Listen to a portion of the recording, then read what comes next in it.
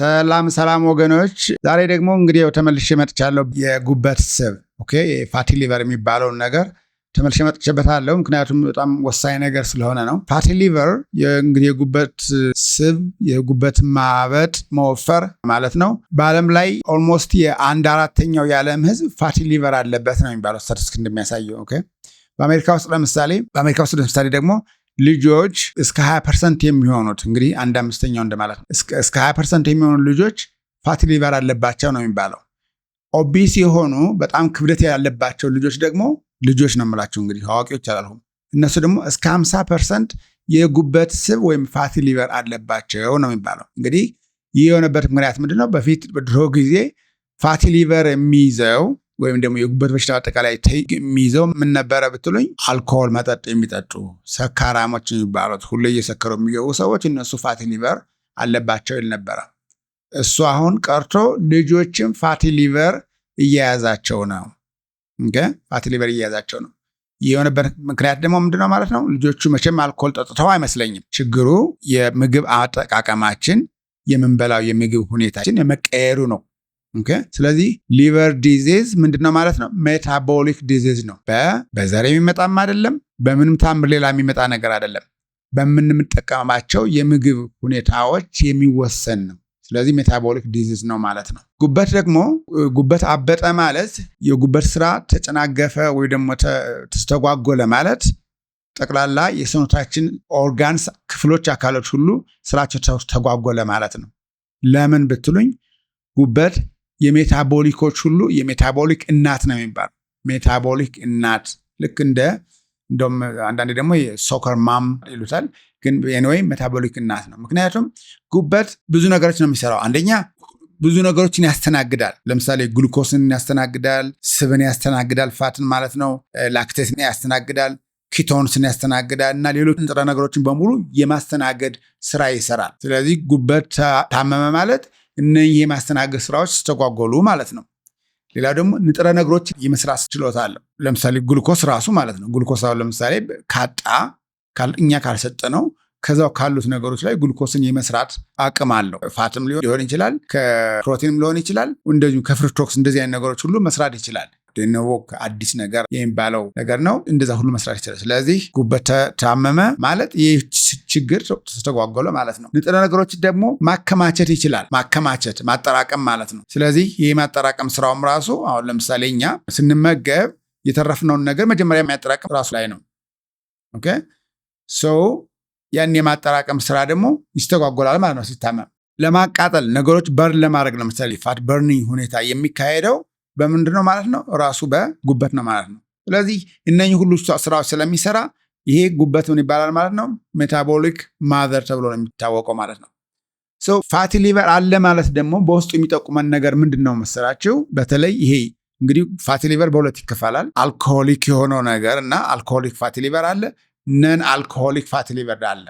በተለይ ነን አልኮሆሊኩ ከሆነ በተለይ አሁን ደሙነት እያደረገው በዓለም ላይ ያለው ማለት ነው ልጆች ጋር ያለው በብዛት እንደዚህ ደግሞ ጠጭ ያልሆኑ ሰዎች፣ አልኮል ጠጭ ያልሆኑ ሰዎች የሚይዛቸው በመወፈር የሚገኝ ነገሮች በሙሉ ምንድናቸው? እነሱ ነን አልኮሆሊክ ናቸው። ከአልኮል ጋር የተያያዘ አይደለም። ምክንያቱም እሱ ዋናው ምንጩ በብዛት ፍሩክቶስ ነው የሚሆነው እንጂ አልኮል አይደለም። ስለዚህ እነኛ ነን አልኮሆሊክ የሆነ ፋቲ ሊቨር አለ ማለት ከምን አለ ማለት ነው? አብሮ ተጓዳኝ የሚኖር አለ ማለት ነው። የኢንሱሊን ሬዚስታንስ አለ ማለት ነው። ፋቲ ሊቨር የነን አልኮሆሊክ ፋቲ ሊቨር አለ ካል ከሱ ጋር ተጓዳኝ ኢንሱሊን ሬዚስታንስ አለ ማለት ነው። በሱ ተጓዳኝ ደግሞ የሃይ ግሉኮስ ራሱ በደማችን ውስጥ በብዛት ሁሌ ይሽከረከራል ማለት ነው። ስለዚህ የኢንሱሊን ሬዚስታንስ መኖርም ነው አክቹዋሊ ወደ ፋቲ ሊቨር የሚያመጣው እና አካሄዱ መጀመሪያ ደረጃ ሃይ ግሉኮስ ኢን ዘ ብለድ መኖር ተደጋጋሚ በተከታታይ ማለት ነው። ሃይፐር ግላይሲሚያ ማለት ነው። የመጀመሪያው ምንጭ ነው። እንግዲህ ብዙ ኮንሱም ማድረግ የምንበላው ሳንመርጥ ምናምን ማለት ነው። ያ ከጊዜ በኋላ ደግሞ ሃይ ኢንሱሊን እንዲመረት ያደርጋል። የሃይ ኢንሱሊን መመረት ደግሞ ሃይፐር ኢንሱሊኔሚያ ይባላል። ስለ ቃሉ አይደለም። ሃይ ኢንሱሊን ተመረተ።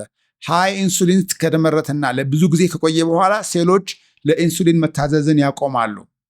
ስለዚህ ያ ኢንሱሊን ሬዚስታንስ ይባላል። ስለዚህ የእነኚህ ሶስቱ ጥርቅም መጨረሻ ላይ ኮንስኩዌንስ ሄዶ ነው ፋቲ ሊቨር እንዲመጣ የሚያደርገው። በተለይ ፋቲ ሊቨር ደግሞ የገነነበት ዋናው ምክንያት ደግሞ ፍሩክቶስ የሆኑ ነገሮች ፍሩክቶስ እና ግሉኮስ ብያቸዋለሁ። ስኳር ያሁን የቴብል ሹገር በውስጡ ክሮስ ይባላል አይደለም? ሱክሮስ በውስጡ ግሉኮስ እና ፍሩክቶስ ይይዛል። 1 ሞለኪውል ኦፍ ግሉኮስ 1 ሞለኪውል ኦፍ ፍሩክቶስ ነው የሚይዘው። አንዳንድ ነው የሚሆነው። ስለዚህ 50% ግሉኮስ ነው፣ 50% ፍሩክቶስ ነው። ግሉኮስን ለኃይል ሴሎች ይጠቀሙበታል፣ በርን ያደርጉታል ማለት ነው። ችግር የለውም ያው በተለይ በብዛት ካልወሰነው በስተቀር። ፍሩክቶስ ግን ትንሽም ትሁን ከመጠንም በላይ ይግባ፣ ፍሩክቶስ ሴሎች በቀጥታ ለኢነርጂነት አይጠቀሙትም። ጉበት ምንድን ያደርጋል ማለት ነው? ወደ ፋት ቀይሮ ያስቀምጠዋል። ወደ ፋት ቀይሮ ያስቀምጠዋል ማለት ነው። ስለዚህ ወደ ፋት ቀይሮ የማስቀመጡ ሁኔታ ነው። ወደ ፋት ቀይሮ ሲያስቀምጠው ስቶር ሲያደርገው ግን መጀመሪያ ስቶር የሚያደርገው ራሱ ሊቨር ላይ ነው፣ ጉበት ላይ ነው ብያለሁ። ጉበት ላይ ነው። ስለዚህ ጉበት ሲሞላ ነው የራሱ ማጠራቀሚያ ሲሞላበት ነው ወደ ምን የሚልከው ወደ ሌላ የቲሹዎች የፋት ስቶሬጅ የሚልከው ማለት ነው። ኦኬ። ስለዚህ ቦርጭ ለምሳሌ ሴንትራል ፋት የሚባለው ይሄ ቪሰራል ፋት የሚባለው ነገር አለ ካል ሃይሊ ላይክሊ ጉበትም ጠግቦ ወፍሯል ማለት ነው አይደል እንዴ? ምክንያቱም የተረፈውና ወደዚህ ወደ ቦርጫችን የሚልክ። ኦኬ። ስለዚህ ቦርጭ አሁን ለምሳሌ በብዛት ያለን ሰዎች ቼክ መደረግ መቻል አለብን። ምን ነው ቼክ የምንደረገው?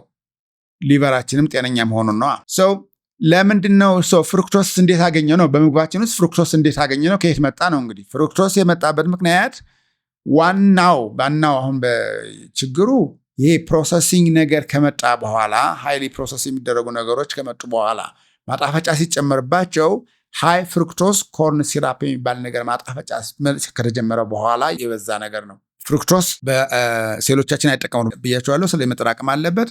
ስለዚህ ፍሩክቶስ ከሃይ ፍሩክቶስ በጣም ከፍተኛ ሃይ የሆነ ከበቆሎ እናገኘዋለን። ያ በቆሎ ፍሩክቶስ ደግሞ በጣም ያጣፍጣል፣ ጣፋጭ ነው።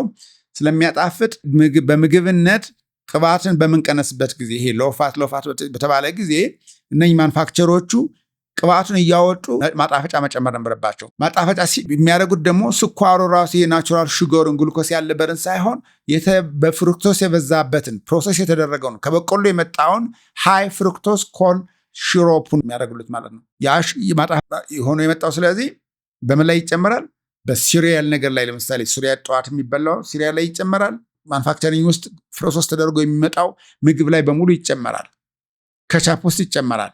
የማይጨመርበት ቦታ የለም። ብቻ ሞር ለማጣፈር ስለሆነ ያን በበላን ቁጥር ኮንቲኒየስሊ ለዛም በየጊዜው ማለት ነው። ይሄ በአንድ ሳምንት፣ በሁለት ሳምንት፣ በአንድ ወር የበላ ነው አይደለም እንደዚህ ችግር የሚያመጣብን። ያ የበላ ነው ምን ይሆናል? በየቀኑ የምንበላው ነገር፣ በየቀኑ የምንጠጣው ነገር በነገራችን ላይ በመጠጥ ይመጣል።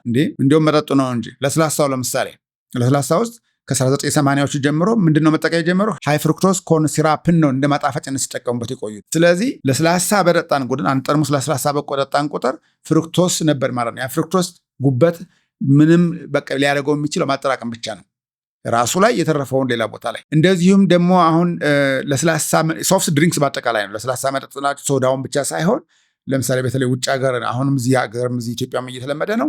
በተለያየ መንገድ በቃ እየተጨመቁ ፍሌቨር እየተደረገላቸው የማንጎ ጁስ ይባላል፣ የአፕል ጁስ ይባላል፣ የክራምበሪ ጁስ ይባላል፣ የምናምን ነገር ይባላል። ግን እሱ ምንድነው ማለት ነው? በማጣፈጫ የዳበረ ነው፣ በሃይ ፍሩክቶስ ኮርን ሲራፕ።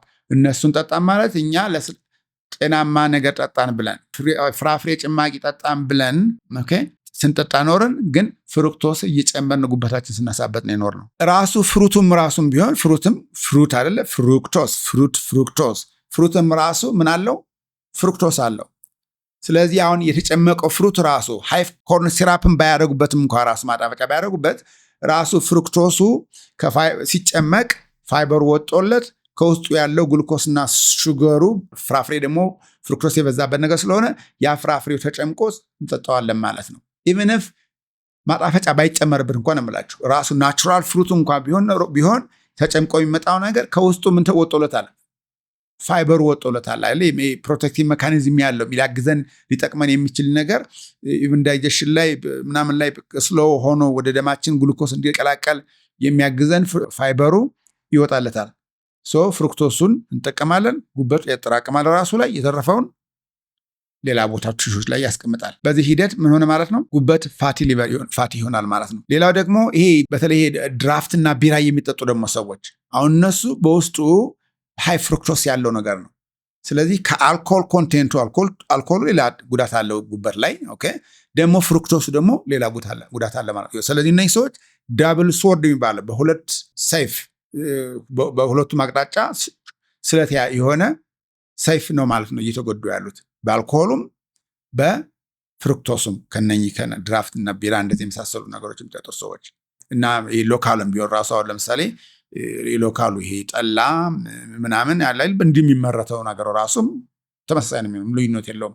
በፋብሪካ ስለተመረተ ሎካል ስለተመረተ ይሄ ጥሩ የሚያደርገው ሁሉም አልኮሆል ነው፣ ሁሉም ፍሩክቶስ ነው። ይሄ ፋቲ ሊቨር በመጣ ጊዜ የሚያስተጓጉላቸው የሰውነታችን ችግሮችና ኦርጋኖች ችግርና እንደገና ደግሞ የሚያመጣው ጣጣ ምንድን ነው? ስለዚህ አሁን ሲስተም ባይ ሲስተም ልናያቸው ነው ማለት ነው። አንደኛው መጀመሪያ ሁሌ እንዳልኳችሁ ፋቲ ሊቨር አለ ማለት ጉበት የግሉኮስን ፕሮሰስ የማድረግ አቅሙ ተቸግሯል ማለት ነው። ስለዚህ ያ ከሆነ ደግሞ ምን ይሆናል? ደማችን ውስጥ ሹገር እየጨመረ ነው የሚሆነው። ስለዚህ ፋቲ ሊቨር አለ ማለት የዳያቤቲስ የመኖር እድሉ ሃይ ነው ማለት ነው። ኦኬ ለኢንሱሊን ሬዚስታንስ አለ ብያቸዋለሁ። ቤዚካሊ ሜይ ቢ እንደውም ከፋቲ ሊቨር በፊትም ራሱ ዳያቤቲስም ራሱ ቀድሞ ሊሆን ይችላልና ስለዚህ የሹገር ሜታቦሊዝምን ስለሚያውቅ ፋቲ ሊቨር ገጠመው ማለት ዳያቤቲስም እየጨመረ ሄደ ማለት ነው። ፋቲ ሊቨር አለ ማለት ደግሞ እንደዚሁ ሃይፐርቴንሽን ከፍተኛ የደም ብዛት ራሱ ይመጣል ማለት ነው።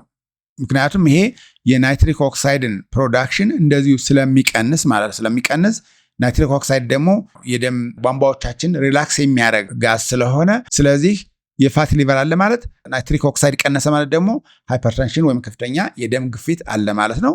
እሱም ዞሮ ዞሮ የካርዲዮቫስኩላር ችግር ይመጣል ማለት ነው። ፋቲ ሊቨር አለ ማለት ደግሞ እንደዚሁ የኩላሊት ችግር ያመጣል ማለት ነው። ምክንያቱም ጉበትና ኩላሊት ናቸው ተባብረው እነኚህ ቶክሲንስ የሚባሉ በውስጥ ያሉ መርዝ ነገሮችን መውጣት መጣራት የሚገባቸው ነገሮች የሚያደርጉ ሁለቱ ተባብረው ነው። ግን ጉበት ስራው ኮምፕሮማይዝድ ከሆነ ያንን ስራ የመስራት አቅሙ እየቀነሰ በሄደ ቁጥር ምንድነው የሚሆነው? ኩላሊት ይህንን ቶክሲን የማጣራት ስራው በሱ ላይ ነው የሚሆነው ማለት ነው። ስለዚህ ኪድኒ ራሱ ኦቨርሎድድ ይሆናል። ኪድኒው ራሱ በጣም ይወጠራል ማለት ነው። ምክንያቱም ሞር ቶክሲንስ ሞር ዲቶክሲፊኬሽን ሞር የማጣራት ስራ መስራት ስላለበት ማለት ነው። ስለዚህ ያ ደግሞ ቀስ በቀስ ወደ ኪድኒ ፌሊየር እያመጣ ይሄዳል ማለት ነው። የጉበት መታወክ ወይም ፋቲ ሊቨር መሆን ደግሞ ሌላ የሚያመጣው ነገር ምንድነው? ይሄ ኢንፍላሜሽን የሚባል ነገር ያፋጥናል ማለት ነው። ኢንፍላሜሽን ጉበት ስራውን በደንብ መስራት ሳይችል ፍሩክቶስ እየተጠራቀመበት ስራው ስተጓጎል ይሄ ኮንቲኒየስ የሆነ ኢንፍላሜሽን ውስጥ ነው የሚገባ ማለት ነው። እና ሳይቶኪንስ የሚባሉ ኬሚካሎች አሉ እና እነዚህ በጣም ኢንፍላሜሽን ማለት በሰውነታችን ውስጥ ያለ ብግነት ወይም ቁጣ ማለት ነው። የነሱ የመቆጣት በየኦርጋኖች አካባቢ ሳይቶኪንስ ያሉት ነገሮች በሙሉ በየኦርጋኖች አካባቢ እየሄዱ ሁሉንም ምንድነው ማወክ ነው፣ በቃ ማስቆጣት ነው። እንደ ሳይቶኪንስ ተፈጥሯል ማለት ኢንፍላሜሽን ተፈጥሯል ማለት ሰውነታችን ውስጥ የኢሚዩን ሲስተማችን አክቲቬት ሆኖ ማለት ነው። እነዛ የተፈጠሩ ነገሮች ምንድነው እንደ ሰውነታችን በአዳነት ስለሚቆጥራቸው መቆጣት ይጀምራል ነው። እነሱን ለማስወገድ እነሱን ለመቃወም እንበለው መቃወም ነገር ሁሌ የኢሚዩን ሲስተማችን አክቲቬት ስለሚሆን የአክቲቬሽን ደግሞ በውስጣችን ውስጥ ራሱ ጉዳት ያመጣል ማለት ነው። ስለዚህ ኢንፍላሜሽን አለ። የጉበት መታወክ የስራው መታወክ ወይም ፋቲ ሊቨር መሆን ከዛም የባሰ ሊሆን ይችላል። እነዚህ ኢንፍላማቶሪ ኤጀንቶቹ እንዲበዙ ሰውነታችን ውስጥ ያደርጋል። እነሱ ከበዙ ደግሞ በኦርጋኖቻችን ሴሎቻችንን እያወኩ ይመጣሉ ማለት ነው። ከዚህ በተጨማሪ ደግሞ ፋቲ ሊቨር አለ ማለት የሆርሞናል ኢምባላንስ ነገር ይመጣል። ሆርሞናችን ባላንስ አይሆንም ራሱ ወንዶችም ሆነ ሴቶች በተለይ የፒሲኦኤስ የሚባለው ኮኔክሽኑ ከፋቲ ሊቨር ጋራ በጣም የጎላ ነው። ፒሲኦኤስ ይኖራል ማለት ነው። ያ ማለት የፔሪድ መዛባት፣ የማርገዝ ችግር እነኚህ ነገሮች በሙሉ ከፒሲኦኤስ ጋር የተያያዙ ናቸው። ከፒሲኦኤስ ጋር ደግሞ ከማን ጋር የተያያዘ ነው? ከፋቲ ሊቨር ጋር ያለ ነው ማለት ነው። ይሄ በሙሉ ምንድነው ሜታቦሊክ ኮኔክሽን እርስ በርሱ የተያያዘ መሆኑን ለማሳየት ነው የምናገረው። በቃ ፋቲ ሊቨር አለ ማለት የሜታቦሊክ ችግር አለ ማለት ነው። አንድ ቦታ ላይ በተለይ ይሄ ክሪቲካል ስራ የሚሰራውን የጉበት ሜታቦሊክሊ ኮምፕሮማይዝድ ሆነ ማለት ሌሎች ኦርጋኖች በሙሉ ኮምፕሮማይዝድ ይሆናሉ ማለት ነው። በተለይ ደግሞ ቶሎ ካልተደረሰለት እና አድቫንስ የሚሆነው ደግሞ መጀመሪያ ፋቲ ሊቨር ፋት ይጠራቀምበታል። ከተጠራቀምበት በኋላ ወደ ስካሪንግ ነገር ወደ መቁሰል ደረጃ ይሄዳል። ከቆሰለ በኋላ ደግሞ ወደ መጠበሱ አይነት ሁኔታ ሲሮሲስ የሚባል ነገር ይመጣል። ከሲሮሲስ በኋላ የሚሆነው ሊቨር ፌሊየር ነው። በቃ መስራት ኮምፕሊትሊ መስራት አለመቻል ወይም ደግሞ ሊቨር ወይም ጉበት ካንሰረስ መሆን ነው። ካንሰር የመሆን ነገርና ስቴጃቸው እንደዚህ ነው። ሶ the more progress እንደዚህ እያደረገ በሄደ ቁጥር ሌሎች ኦርጋኖችም እንደዚሁ እየተቸገሩ ነው የሚሄዱ ማለት። ስለዚህ አሁን ለምሳሌ ፋቲ ሊቨር በተለይ ደረጃው ከፍ ያለ ግሬዲንግ አለው 1 2 3 3 ግሬዶች አለው። በተለይ ሶስተኛው ደረጃ እንደዚህ ደረሰ፣ ሁለተኛ ደረጃ ሶስተኛ ደረጃ ደረሰ ከተባለ ሌሎች ችግሮችም ሌሎች ኦርጋኖችም እንደ የልብ ራሱ የኩላሊት እንዳልኳችሁ የፓንክሪያስ የዳያቤትስን ጉዳይ እነኚህ ነገሮች በሙሉ ችግራቸው እየሰፋ ነው የሚሄደው። እንደዚሁም ሆርሞናል ባላንስ የማስወለድ ችግር ወንዶችም እንደዚሁ ለምሳሌ ቴስቶስትሮን በጣም ዝቅ ይላል ፋቲ ሊቨር ጋር ተያይዞ። ይሄ ሁሉ የሜታቦሊክ ኮምፕሊኬሽን ስለሆነ ማለት ነው። ምልክቶቹ ለምሳሌ እነኚህ ምንድናቸው ሲባል በተለይ ጉበት ኮምፕሮማይዝድ እየሆነ ሲሄድ ምልክቶቹ የመድከም ስሜት ነው። በቃ የድካም ስሜቱ በቃ ይሰማል። ይሄ ማሌዝ የሚባል ፋቲግ የሚባል ነገር አለ። በቃ እና በተለይ ከበላችሁ በኋላ ኮምፕሊት የሆነ በቃ የመድከም ስሜት የሚመጣው በፋቲ ሊቨር ምክንያት ነው ማለት ነው። እንግዲህ ሁሌ የሚደክመው በሱ ምክንያት አይደለም፣ ግን አንዱ ምልክቱ ነው እንዲሁ የሚሰማት ነው። ከዚህ ቀጥሎ ግን ስሜት አላችሁ ብያችኋለሁ። ግን ዳያግኖስ የሚደረገው የፋቲ ሊቨር አለብህ ተብሎ በእርግጠኝነት የሚነገረው የተለያዩ ደረጃዎች አሉት። የመጀመሪያው ኤንዛይሞቹ የራሱ ጉበት የሚሰራቸው ኤንዛይሞች ሊቨር ኤንዛይም የሚባሉ እነሱን ቸክ ማድረግ ነው። የተለያዩ አሉ። ኤልቲኤል የሚባል አለ፣ ኤስቲ የሚባል አለ፣ ጂጂቲ የሚባል አለ እና ኤስቲኤልቲ ሬሽዮ ደግሞ ነገር አለው። እነኚህ መጠን አላቸው። በተለይ ኤስኤልቲ ነው the most specific ተብሎ የሚታወቀው for fatty liver እና እሱ ደግሞ usually ከ40 በእንደየቦታው ይለያያል። እስከ 30 እስከ 40 በላይ ከሆነ ፋቲ ሊቨር አለብህ ይባላል ማለት ነው። ግን እነኚህ ኤንዛይሞቹም በቂ አይደሉም። እንደገና ደግሞ የበለጠ እርግጠኛ ደግሞ ለመሆንና በእርግጥ በአይንም ለማየት ምን ይደረጋል?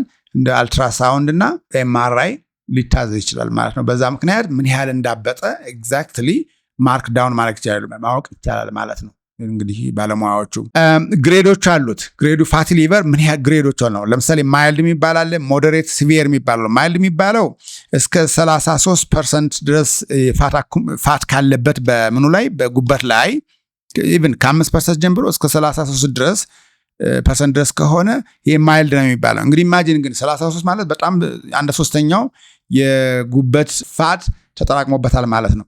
በስቲል ማይልድ ነው የሚባለው። ምክንያቱም ጉበት ይሄን የተባለበት ማለት ምንድነው? ጉበት ሪጀነሬት ማድረግ እንደገና የመመለስና ራሱን ሂል የማድረግ አቅም በጣም ከፍተኛ የሆነ አቅም ነው ያለው።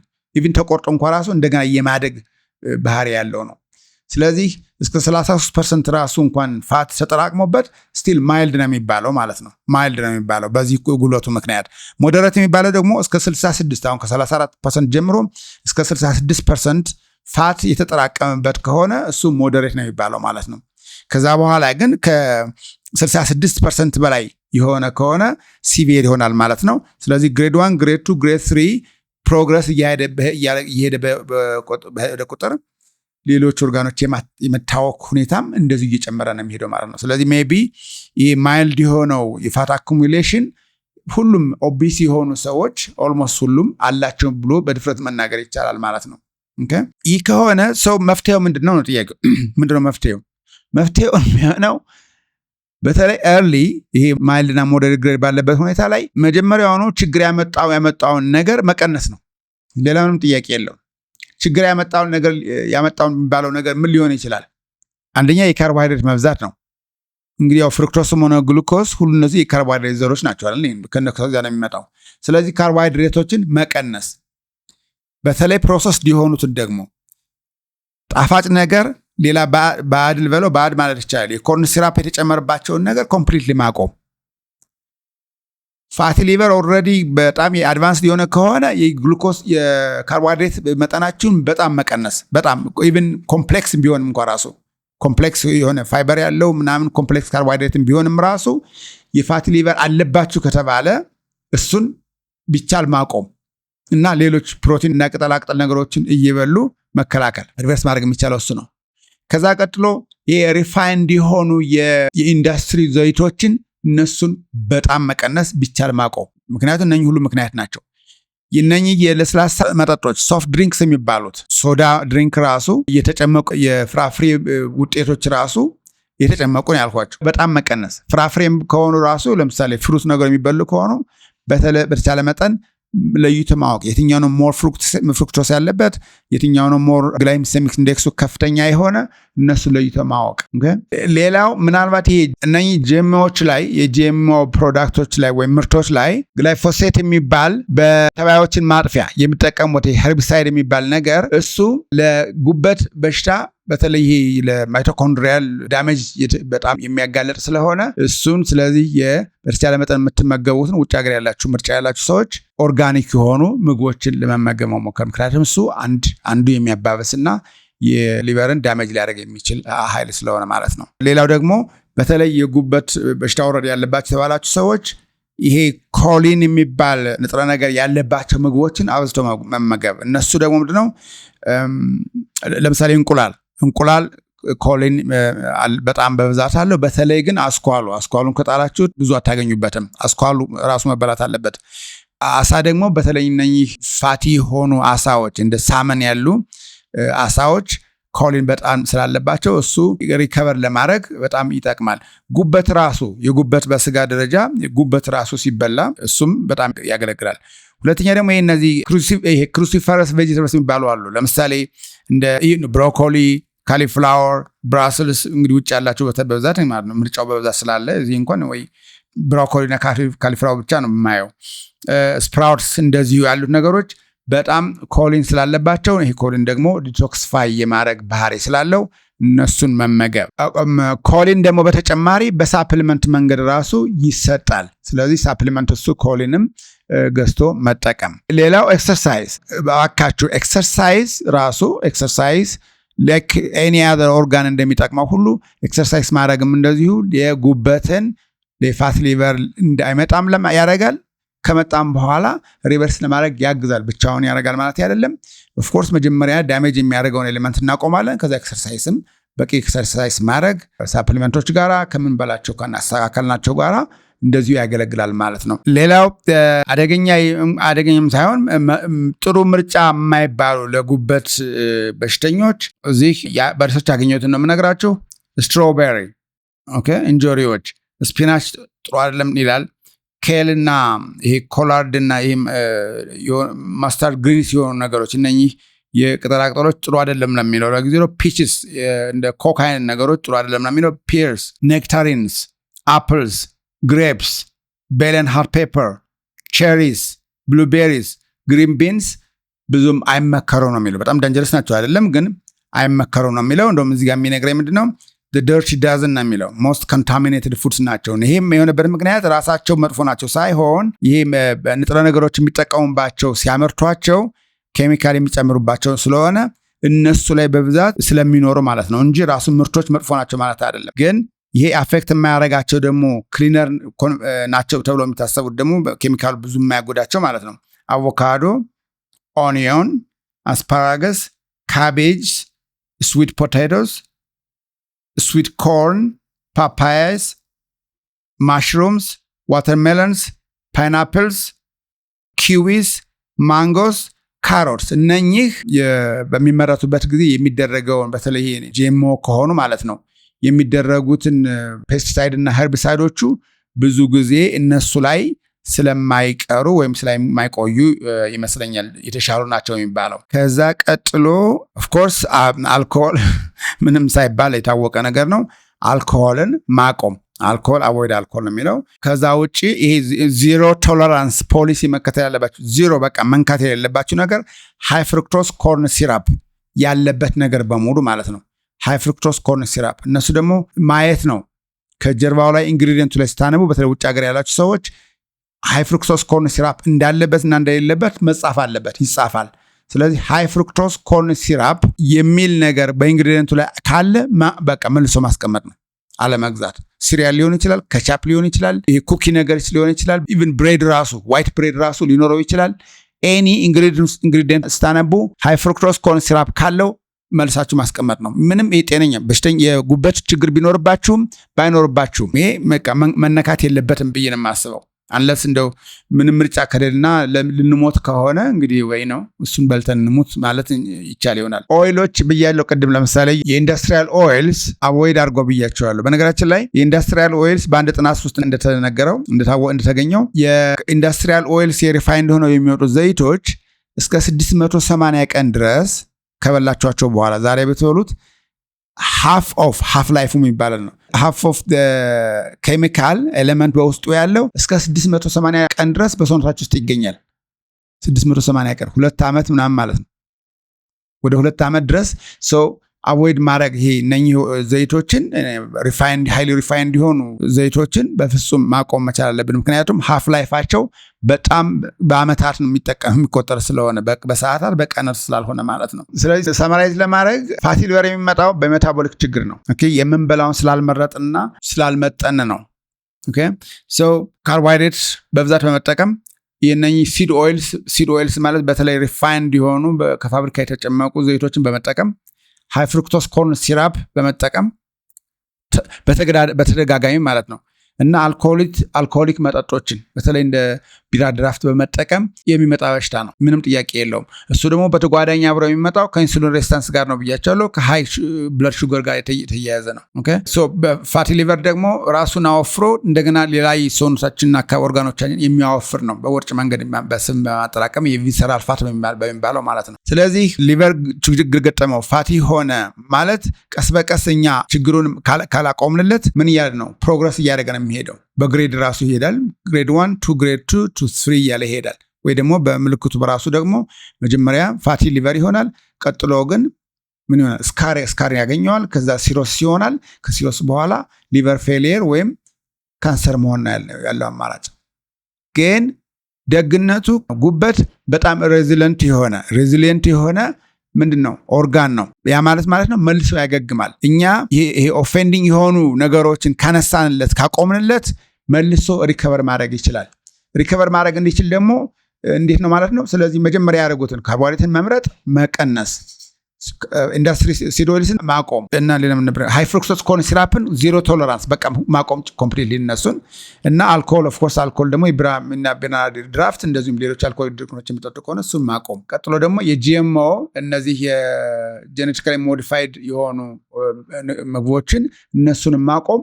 ያ ማለት ነው በተለይ ውጭ ሀገር ያላችሁ ደግሞ ኦርጋኒክ የሆኑ ምርጫው አለ።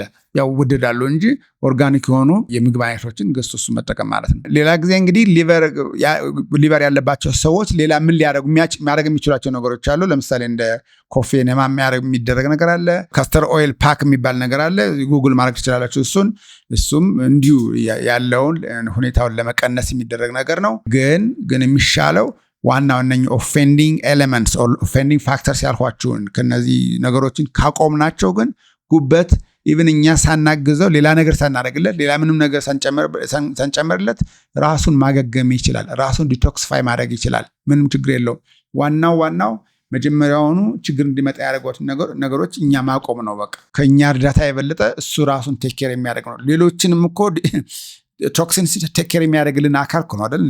ሌሎች መርዞችን በሙሉ ከሰውነታችን ላይ የሚያጠራልን ኦርጋን ነው። ስለዚህ ራሱን ማጥራት አያቅተውም። ግን ምንድን ማድረግ ያለብን እኛ መጀመሪያ እንዲታመም ያደረገውን ምክንያት ማቆም ነው የሚሆነው። ስለዚህ በጥቅሉ ስለ ፋቲ ሊቨር ወይም ስለ ጉበት ጤና በአጠቃላይ እና ከሜታቦሊዝም ጋር ያለውን ግንኙነት እንግዲህ ለማሰስ የሞከርኩ ይመስለኛል። ለዛሬ ያለኝ የሆነው ታንኪዩ።